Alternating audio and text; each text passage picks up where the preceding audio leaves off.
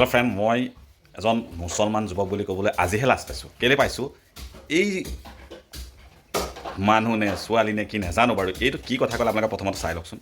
মুছলমানে গোটেই দিনটো ৰোজা ৰাখি সন্ধিয়া যিটো ইফতাৰ কৰে, ইফতাৰ কৰাৰ সময়ত যিটো খায়, তহঁতৰ নিচিনা হিন্দুৰ পোৱালি 14 জনমত নাখায় সেইটো, বুজি পালি? আৰু চকুতে দেখাই নাই, খোৱাটো বাদে দে, 14 গোষ্ঠীয়ে 14 জনমত খাবও নোৱাৰো। যিকেইটা আমি ইফতাৰত খাওঁ সেইকেইটা তহঁতি নামেই নাজানো, চোৰৰ পোৱালি।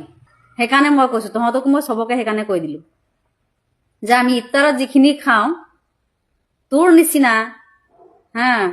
তহঁতৰ মানে যিটো গোষ্ঠী খানদান আছ, আমি ইফতাৰত খোৱাখিনি তহঁতি চকুতে দেখা নাই, খোৱাটো বাদেই দে।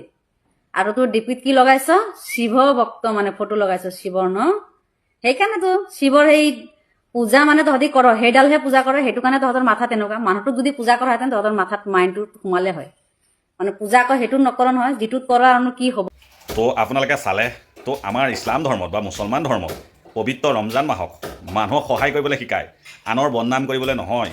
নিজে যদি পবিত্ৰ ৰোজাটো ধৰে, এই ৰোজাটোক তেওঁ ধৰি পেলাই যিটো ছ'চিয়েল মিডিয়াত যিটো কথা ক'লে, তো কোনোৱে এইটো ছাপোৰ্ট নকৰে। আমাৰ মুছলমান ভাইসকলেও ছাপোৰ্ট নকৰে, এইটো বহুত বেয়া কথা কৈছে।